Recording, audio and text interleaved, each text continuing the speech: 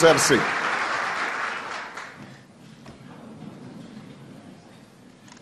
At the dawn of our republic, a small secret surveillance committee born out of the Sons of Liberty was established in Boston. And the group's members included Paul Revere. At night, they would patrol the streets, reporting back any signs that the British were preparing raids against America's early patriots. Throughout American history, intelligence has helped secure our country and our freedoms. In the Civil War, Union balloons reconnaissance tracked the size of Confederate armies by counting the number of campfires. In World War II, code breakers gave us insights into Japanese war plans. And when Patton marched across Europe, intercepted communications helped save the lives of his troops. After the war, the rise of the Iron Curtain and nuclear weapons only increased the need for sustained intelligence gathering. And so, in the early days of the Cold War, President Truman created the National Security Agency, or NSA, to give us insights into the Soviet bloc and provide our leaders with information they needed to confront aggression and avert catastrophe. Throughout this evolution, we benefited from both our Constitution and our traditions of limited government. U.S. intelligence agencies were anchored in a system of checks and balances, with oversight from elected leaders and protections for ordinary citizens. Meanwhile, totalitarian states like East Germany offered a cautionary tale of what could happen when vast, unchecked surveillance turned citizens into informers and persecuted people for what they said in the privacy of their own homes. In fact, even the United States proved not to be immune to the abuse of surveillance. In the 1960s, government spied on civil rights leaders and critics of the Vietnam War. And partly in response to these revelations, additional laws were established in the 1970s to ensure that our intelligence capabilities could not be misused against our citizens. In the long twilight struggle against communism, we had been reminded that the very liberties that we sought to preserve could not be sacrificed at the altar of national security. Now, if the fall of the Soviet Union left America without a competing superpower, emerging threats from terrorist groups and the proliferation of weapons of mass destruction place new and in some ways more complicated demands on our intelligence agencies. Globalization and the Internet made these threats more acute as technology erased borders and empowered individuals to project great violence as well as great good. Moreover, these new threats raised new legal and new policy questions.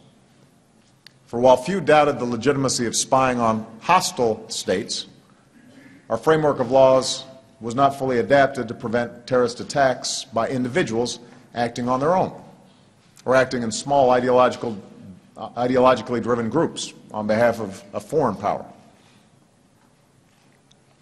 The horror of September 11th brought all these issues to the fore. Across the political spectrum, Americans recognized that we had to adapt to a world in which a bomb could be built in a basement and our electric grid could be shut down by operators an ocean away. We were shaken by the signs we had missed leading up to the attacks, how the hijackers had made phone calls to known extremists and traveled to suspicious places. So we demanded that our intelligence community improve its capabilities and that law enforcement change practices to focus more on preventing attacks before they happen than prosecuting terrorists after an attack. It is hard to overstate the transformation America's intelligence community had to go through after 9/11. Our agencies suddenly needed to do far more than the traditional mission of monitoring hostile powers and gathering information for policymakers. Instead, they were now asked to identify and target plotters in some of the most remote parts of the world and to anticipate the actions of networks that by their very nature cannot be easily penetrated with spies or informants. And it is a testimony to the hard work and dedication of the men and women of our intelligence community that over the past decade, we've made enormous strides in fulfilling this mission. Today, new capabilities allow intelligence agencies to track who a terrorist is in contact with and follow the trail of his travel or his funding. New laws allow information to be collected and shared more quickly and effectively between federal agencies and state and local law enforcement. Relationships with foreign intelligence services have expanded, and our capacity to repel cyber attacks have been strengthened. And taken together, these efforts have prevented multiple attacks and saved innocent lives, not just here in the United States, but around the globe. And yet, in our rush to respond to a very real and novel set of threats, the risk of government overreach, the possibility that we lose some of our core liberties in pursuit of security also became more pronounced. We saw in the immediate aftermath of 9/11, our government engaged in enhanced interrogation techniques that contradicted our values. As a senator, I was critical of several practices, such as warrantless wiretaps. And all too often, new authorities were instituted without adequate public debate. Through a combination of action by the courts, increased congressional oversight, and adjustments by the previous administration, some of the worst excesses that emerged after 9/11 were curbed by the time I took office. But a variety of factors have continued to complicate America's efforts to both defend our nation and uphold our civil liberties. First, the same technological advances that allow U.S. intelligence agencies to pinpoint an al-Qaeda cell in Yemen or an email between two terrorists in the Sahel also mean that many routine communications around the world are within our reach. And at a time when more and more of our lives are digital, that prospect is disquieting for all of us. Second, the combination of increased digital information and powerful supercomputers offers intelligence agencies the possibility of sifting through massive amounts of bulk data to identify patterns or pursue leads that may thwart impending threats. It's a powerful tool. But the government collection and storage of such bulk data also creates a potential for abuse.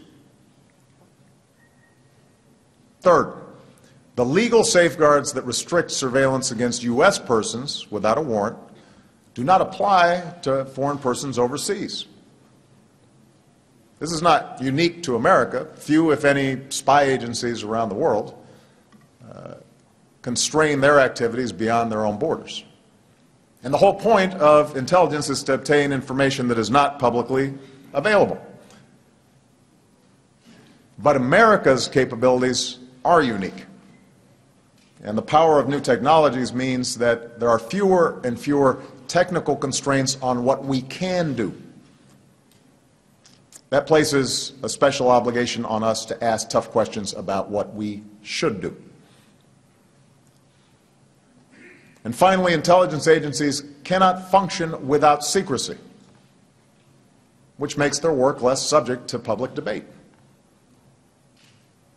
Yet there is an inevitable bias, not only within the intelligence community, but among all of us who are responsible for national security, to collect more information about the world, not less. So in the absence of institutional requirements for regular debate and oversight that is public as well as private or classified, the danger of government overreach becomes more acute. And this is particularly true when surveillance technology and our reliance on digital information is evolving much faster than our laws. For all these reasons, I maintained a healthy skepticism toward our surveillance programs after I became president. I ordered that our programs be reviewed by my national security team and our lawyers. And in some cases, I ordered changes in how we did business. We increased oversight and auditing, including new structures aimed at compliance. Improved rules were proposed by the government and approved by the Foreign Intelligence Surveillance Court. And we sought to keep Congress continually updated on these activities. What I did not do is stop these programs wholesale. Not only because I felt that they made us more secure, but also because nothing in that initial review and nothing that I've learned since indicated that our intelligence community has sought to violate the law or is cavalier about the civil liberties of their fellow citizens. To the contrary, in an extraordinarily difficult job, one in which actions are second-guessed, success is unreported, and failure can be catastrophic, the men and women of the intelligence community, including the NSA, consistently follow protocols designed to protect the privacy of ordinary people. They're not abusing authorities in order to listen to your private phone calls or read your emails. When mistakes are made, which is inevitable in any large and complicated human enterprise, they correct those mistakes. Laboring in obscurity, often unable to discuss their work even with family and friends, the men and women at the NSA know that if another 9/11 or massive cyber attack occurs, they will be asked by Congress and the media why they failed to connect the dots. What sustains those who work at NSA and our other intelligence agencies through all these pressures is the knowledge that their professionalism and dedication play a central role in the defense of our nation.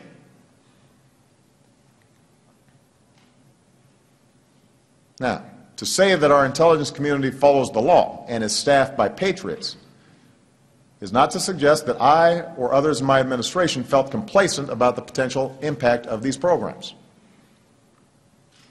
Those of us who hold office in America have a responsibility to our Constitution. And while I was confident in the integrity of those who lead our intelligence community, it was clear to me in observing our intelligence operations on a regular basis that changes in our technological capabilities were raising new questions about the privacy safeguards currently in place. Moreover, after an extended review of our use of drones in the fight against terrorist networks, I believed a fresh examination of our surveillance programs was a necessary next step in our effort to get off the open-ended war footing that we've maintained since 9/11. And for these reasons, I indicated in a speech at the National Defense University last May that we needed a more robust public discussion about the balance between security and liberty. Of course, what I did not know at the time is that within weeks of my speech, an avalanche of unauthorized disclosures would spark controversies at home and abroad that have continued to this day. Now, given the fact of an open investigation, I'm not going to dwell on Mr. Snowden's actions or his motivations. I will say that our nation's defense depends in part on the fidelity of those entrusted with our nation's secrets. If any individual who objects to government policy can take it into their own hands to publicly disclose classified information, then we will not be able to keep our people safe or conduct foreign policy. Moreover, the sensational way in which these disclosures have come out has often shed more heat than light, while revealing methods to our adversaries that could impact our operations in ways that we may not fully understand for years to come. Regardless of how we got here, though, the task before us now is greater than simply repairing the damage done to our operations or preventing more disclosures from taking place in the future. Instead, we have to make some important decisions about how to protect ourselves and sustain our leadership in the world while upholding the civil liberties and privacy protections that our ideals and our Constitution require. We need to do so not only because it is right, but because the challenges posed by threats like terrorism and proliferation and cyber attacks are not going away anytime soon. They are going to continue to be a major problem. And for our intelligence community to be effective over the long haul, we must maintain the trust of the American people and people around the world. This effort will not be completed overnight. And given the pace of technological change, we shouldn't expect this to be the last time America has this debate. But I want the American people to know that the work has begun. Over the last 6 months, I created an outside review group on intelligence and communications technologies to make recommendations for reform. I consulted with the Privacy and Civil Liberties Oversight Board, created by Congress. I've listened to foreign partners, privacy advocates, and industry leaders. My administration has spent countless hours considering how to approach intelligence in this era of diffuse threats and technological revolution. So before outlining specific changes that I've ordered, let me make a few broad observations that have emerged from this process. First, everyone who has looked at these problems, including skeptics of existing programs, recognizes that we have real enemies and threats and that intelligence serves a vital role in confronting them. We cannot prevent terrorist attacks or cyber threats without some capability to penetrate digital communications, whether it's to unravel a terrorist plot, to intercept malware that targets a stock exchange, to make sure air traffic control systems are not compromised, or to ensure that hackers do not empty your bank accounts. We are expected to protect the American people. That requires us to have capabilities in this field. Moreover, we cannot unilaterally disarm our intelligence agencies. There's a reason why BlackBerries and iPhones are not allowed in the White House Situation Room. We know that the intelligence services of other countries, including some who feign surprise over the Snowden disclosures, are constantly probing our government and private sector networks and accelerating programs to listen to our conversations and intercept our emails and compromise our systems. We know that. Meanwhile, a number of countries, including some who have loudly criticized the NSA, privately acknowledge that America has special responsibilities as the world's only superpower, that our intelligence capabilities are critical to meeting these responsibilities, and that they themselves have relied on the information we obtain to protect their own people. Second, just as ardent civil libertarians recognize the need for robust intelligence capabilities, those with responsibilities for our national security readily acknowledge the potential for abuse as intelligence capabilities advance and more private information is digitized. After all, the folks at NSA and other intelligence agencies are our neighbors. They're our friends and family. They've got electronic bank and medical records like everybody else.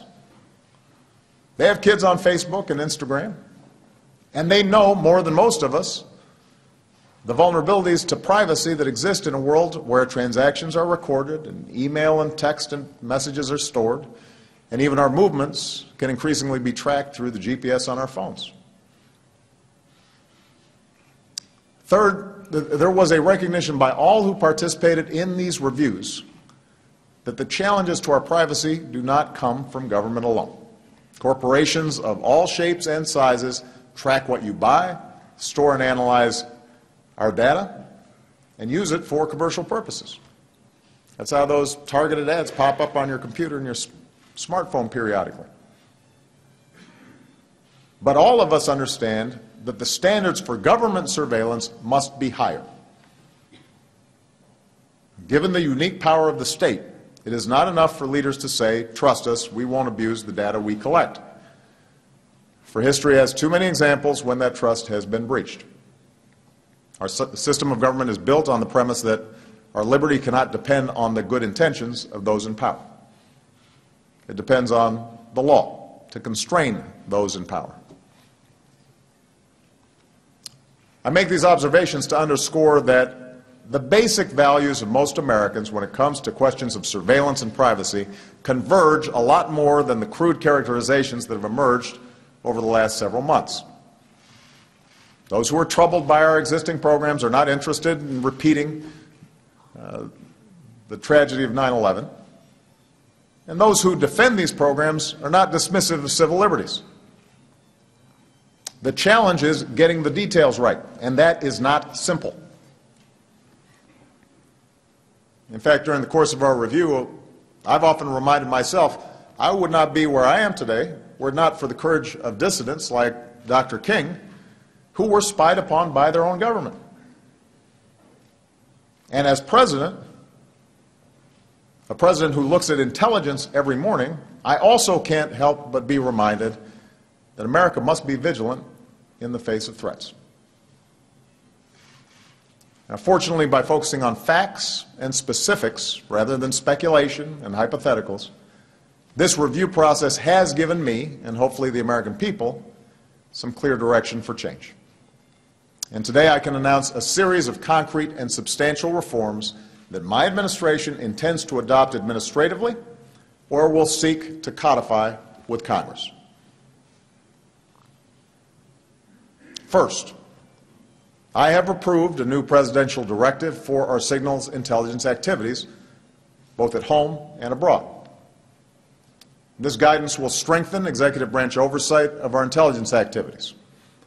It will ensure that we take into account our security requirements, but also our alliances, our trade and investment relationships, including the concerns of American companies, and our commitment to privacy and basic liberties. And we will review decisions about intelligence priorities and sensitive targets on an annual basis so that our actions are regularly scrutinized by my senior national security team. Second, we will reform programs and procedures in place to provide greater transparency to our surveillance activities and fortify the safeguards that protect the privacy of U.S. persons. Since we began this review, including information being released today, we've declassified over 40 opinions and orders of the Foreign Intelligence Surveillance Court, which provides judicial review of some of our most sensitive intelligence activities, including the Section 702 program targeting foreign individuals overseas and the Section 215 telephone metadata program. And going forward, I'm directing the Director of National Intelligence, in consultation with the Attorney General, to annually review, for the purposes of declassification, any future opinions of the Court with broad privacy implications, and to report to me and to Congress on these efforts. To ensure that the Court hears a broader range of privacy perspectives, I'm also calling on Congress to authorize the establishment of a panel of advocates from outside government to provide an independent voice in significant cases before the Foreign Intelligence Surveillance Court.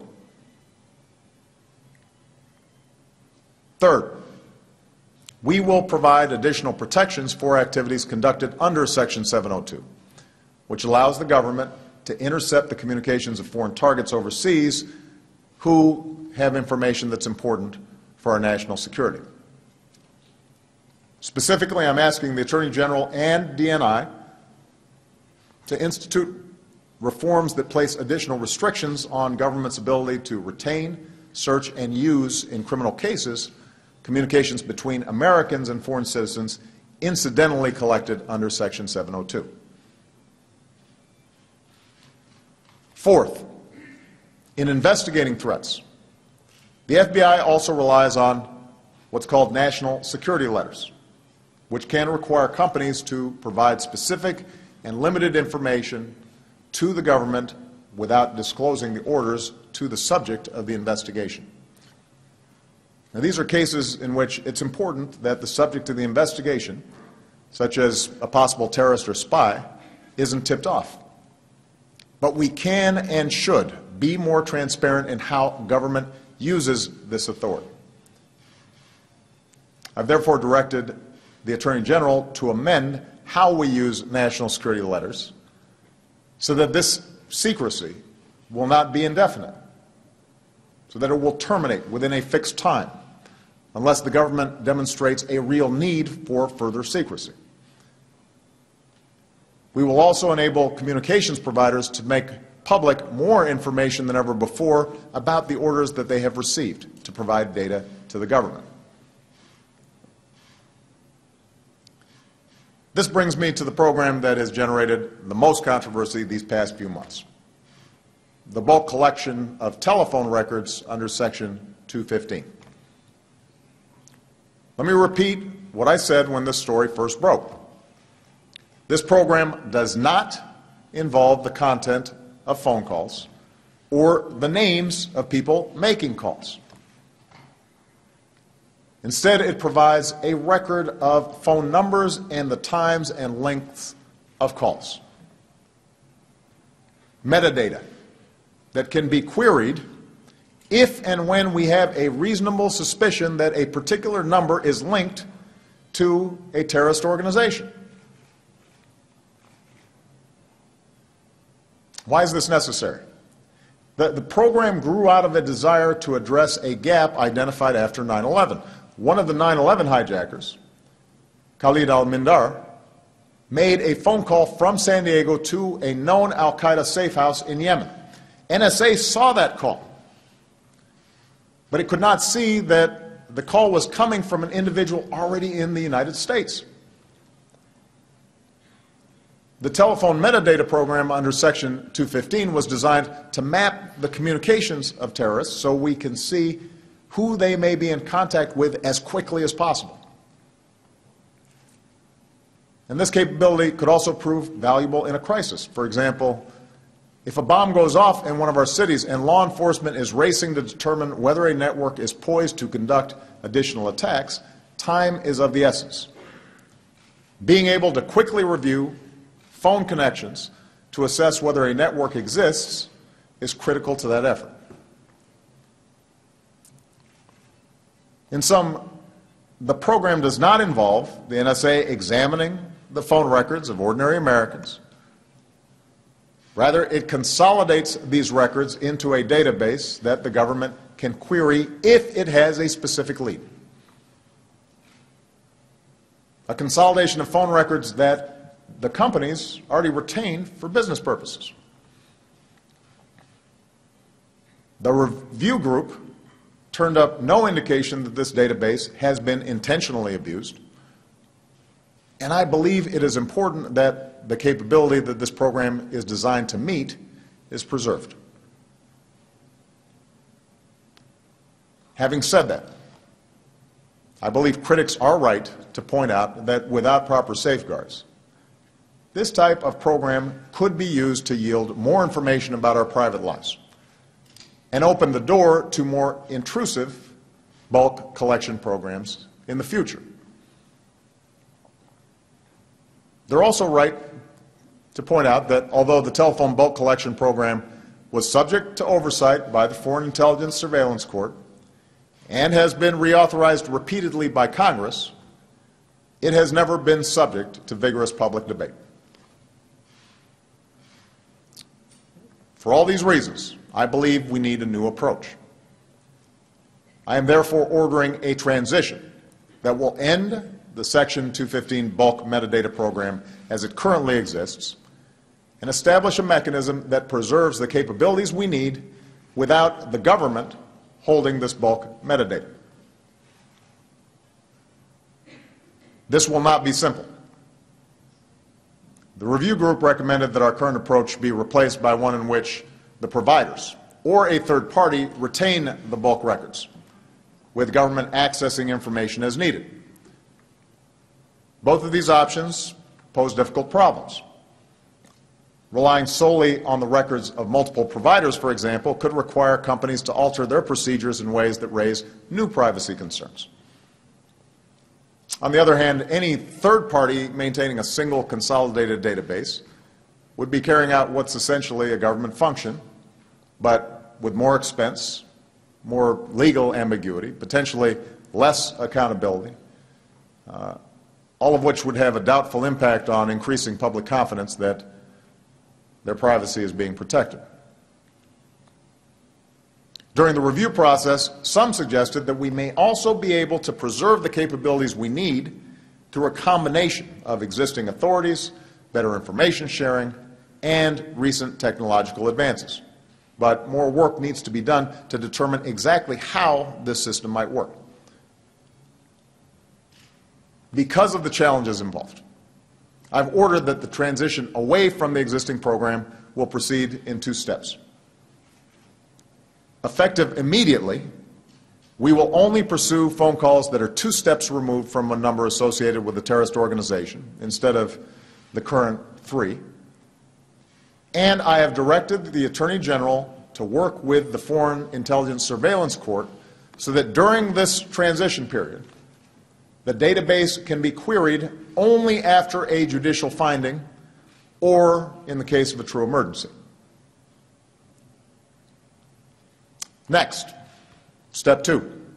I've instructed the intelligence community and the Attorney General to use this transition period to develop options for a new approach that can match the capabilities and fill the gaps that the Section 215 program was designed to address without the government holding this metadata itself.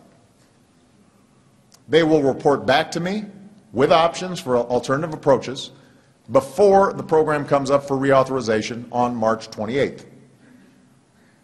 And during this period, I will consult with the relevant committees in Congress to seek their views, and then seek congressional authorization for the new program as needed. Now, the reforms I'm proposing today should give the American people greater confidence that their rights are being protected, even as our intelligence and law enforcement agencies maintain the tools they need to keep us safe. And I recognize that there are additional issues that require further debate. For example, some who participated in our review, as well as some members of Congress, would like to see more sweeping reforms to the use of national security letters, so that we have to go to a judge each time before issuing these requests. Here I have concerns that we should not set a standard for terrorism investigations that is higher than those involved in investigating an ordinary crime. But I agree that greater oversight on the use of these letters may be appropriate, and I'm prepared to work with Congress on this issue. There are also those who would like to see different changes to the FISA court than the ones I've proposed. On all these issues, I'm open to working with Congress to ensure that we build a broad consensus for how to move forward. And I'm confident that we can shape an approach that meets our security needs while upholding the civil liberties of every American. Let me now turn to the separate set of concerns that have been raised overseas and focus on America's approach to intelligence collection abroad. As I've indicated, the United States has unique responsibilities when it comes to intelligence collection. Our capabilities help protect not only our nation, but our friends and our allies as well. But our efforts will only be effective if ordinary citizens in other countries have confidence that the United States respects their privacy too. And the leaders of our close friends and allies deserve to know that if I want to know what they think about an issue, I'll pick up the phone and call them, rather than turning to surveillance. In other words, just as we balance security and privacy at home, our global leadership demands that we balance our security requirements against our need to maintain the trust and cooperation among people and leaders around the world. For that reason, the new presidential directive that I've issued today will clearly prescribe what we do and do not do when it comes to our overseas surveillance. To begin with, the directive makes clear that the United States only uses signals intelligence for legitimate national security purposes and not for the purpose of indiscriminately reviewing the emails or phone calls of ordinary folks. I've also made it clear that the United States does not collect intelligence to suppress criticism or dissent, nor do we collect intelligence to disadvantage people on the basis of their ethnicity or race or gender or sexual orientation or religious beliefs. We do not collect intelligence to provide a competitive advantage to U.S. companies or U.S. commercial sectors. And in terms of our bulk collection of signals intelligence, U.S. intelligence agencies will only use such data to meet specific security requirements: counterintelligence, counterterrorism, counterproliferation, cybersecurity, force protection for our troops and our allies, and combating transnational crime, including sanctions evasion. In this directive, I have taken the unprecedented step of extending certain protections that we have for the American people to people overseas. I've directed the DNI, in consultation with the Attorney General, to develop these safeguards, which will limit the duration that we can hold personal information while also restricting the use of this information. The bottom line is that people around the world, regardless of their nationality, should know that the United States is not spying on ordinary people who don't threaten our national security, and that we take their privacy concerns into account in our policies and procedures. This applies to foreign leaders as well. Given the understandable attention that this issue has received, I've made clear to the intelligence community that unless there is a compelling national security purpose, we will not monitor the communications of heads of state and government of our close friends and allies. And I've instructed my national security team, as well as the intelligence community, to work with foreign counterparts to deepen our coordination and cooperation in ways that rebuild trust going forward. Now, let me be clear. Our intelligence agencies will continue to gather information about the intentions of governments, as opposed to ordinary citizens, around the world, in the same way that the intelligence services of every other nation does. We will not apologize simply because our services may be more effective. But heads of state and government with whom we work closely and on whose cooperation we depend should feel confident that we are treating them as real partners. And the changes I've ordered do just that. Finally, to make sure that we follow through on all these reforms, I'm making some important changes to how our government is organized. The State Department will designate a senior officer to coordinate our diplomacy on issues related to technology and signals intelligence. We will appoint a senior official at the White House to implement the new privacy safeguards that I've announced today. I will devote the resources to centralize and improve the process we use to handle foreign requests for legal assistance, keeping our high standards for privacy while helping foreign partners fight crime and terrorism. I've also asked my counselor, John Podesta, to lead a comprehensive review of big data and privacy. And this group will consist of government officials who, along with the President's Council of Advisors on Science and Technology, will reach out to privacy experts, technologists, and business leaders and look how the challenges inherent in big data are being confronted by both the public and private sectors. Whether we can forge international norms on how to manage this data, and how we can continue to promote the free flow of information in ways that are consistent with both privacy and security. For ultimately, what's at stake in this debate goes far beyond a few months of headlines or passing tensions in our foreign policy. When you cut through the noise, what's really at stake is how we remain true to who we are in a world that is remaking itself at dizzying speed. Whether it's the ability of individuals to communicate ideas, to access information that would have once filled every great library in every country in the world, or to forge bonds with people on the other sides of the globe. Technology is remaking what is possible for individuals and for institutions and for the international order. So while the reforms that I've announced will point us in a new direction, I am mindful that more work will be needed in the future. One thing I'm certain of, this debate will make us stronger. And I also know that in this time of change, the United States of America will have to lead. It may seem sometimes that America is being held to a different standard.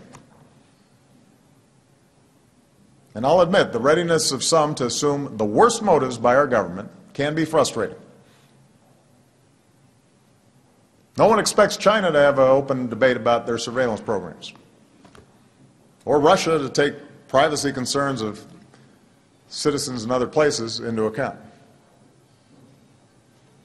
But let's remember, we are held to a different standard precisely because we have been at the forefront of defending personal privacy and human dignity. As the nation that developed the Internet, the world expects us to ensure that the digital revolution works as a tool for individual empowerment, not government control. Having faced down the dangers of totalitarianism and fascism and communism, the world expects us to stand up for the principle that every person has the right to think and write and form relationships freely. Because individual freedom is the wellspring of human progress. Those values make us who we are. And because of the strength of our own democracy, we should not shy away from high expectations. For more than 2 centuries, our Constitution has weathered every type of change because we've been willing to defend it. And because we've been willing to question the actions that have been taken in its defense. Today's no different. I believe we can meet high expectations. Together, let us chart a way forward that secures the life of our nation while preserving the liberties that make our nation worth fighting for. Thank you. God bless you. May God bless the United States of America. Thank you.